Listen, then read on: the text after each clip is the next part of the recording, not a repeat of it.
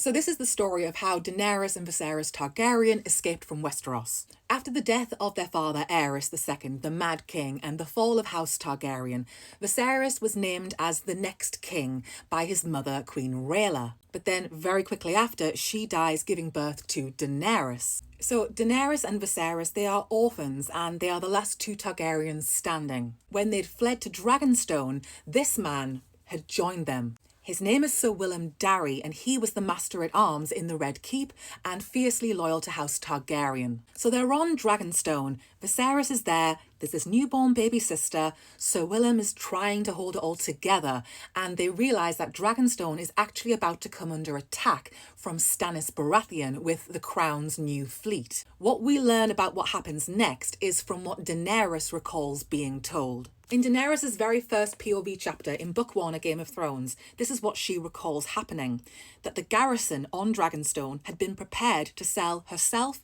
and Viserys to the usurper Robert Baratheon. But one night, Sir Willem Darry and 4 loyal men had broken into the nursery and stolen them both, along with her wet nurse, and set sail under cover of darkness for the safety of the Bravosian coast. So it's thanks to Sir Willem that Viserys and Daenerys escape. We don't know a ton about Sir Willem Darry, but we know he was loyal to House Targaryen, he got the children away, and he was the one who was protecting them. Daenerys describes him as pretty old, he was kind of half blind, bit of a grumpy old man, but he was nice to her. He called her little princess and sometimes my lady.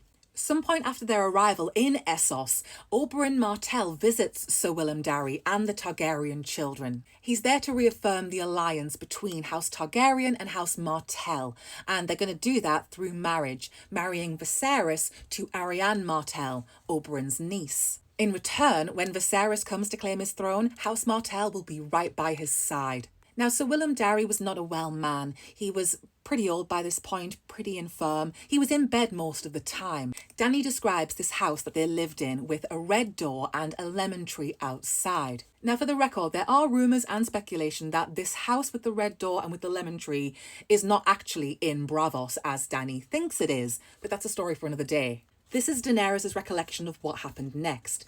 Sir Willem died, and the servants stole what little money they had left, and soon after they had been put out of the big house. Dany had cried when the red door closed behind them forever.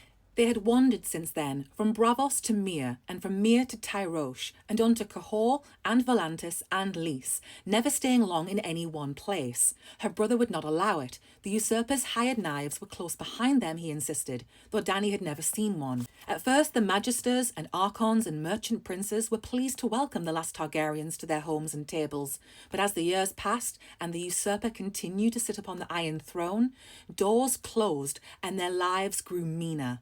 Years passed, they had been forced to sell their last few treasures, and now even the coin they had gotten from Mother's crown had gone. In the alleys and wine sinks of Pentos, they called her brother the Beggar King. Dany did not want to know what they called her. "We will have it all back some day, sweet sister," Viserys would promise her. Sometimes his hands shook when he talked about it. The jewels and the silks, Dragonstone and King's Landing, the Iron Throne and the Seven Kingdoms, all they have taken from us, we will have it back. Viserys lived for that day. All that Daenerys wanted back was the big house with the red door, the lemon tree outside her window, the childhood she had never known. This is so important to who Daenerys Targaryen really is. She did not have a childhood that was robbed from her. She didn't have that innocence. And this impacts who Daenerys is as she grows up.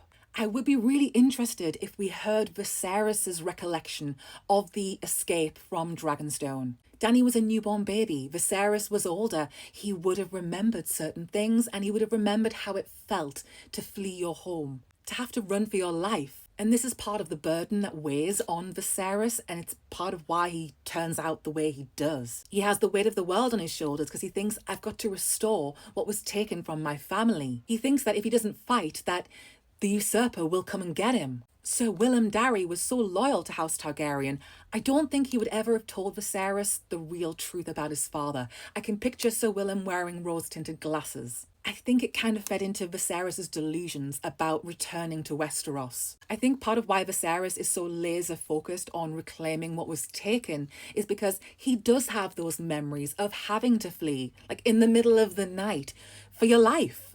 That's part of what's motivating him. And if Dany heard that he was being called the Beggar King, he certainly heard that they were calling him that. Things could have been a lot different if Sir Willem had lived for longer or if he had been younger. Both Viserys and Daenerys, they lost that protector. That's when the burden was really placed on Viserys. As the big brother, he had to step up.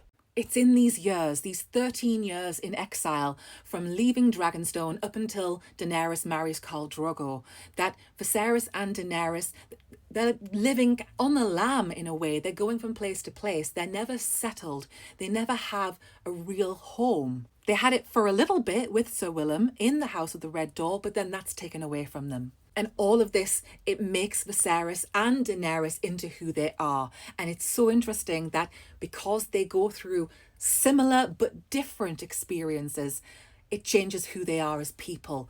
Viserys does a lot of what he does because he does remember what it was like to flee. One saving grace for Dany is she was too young to remember it.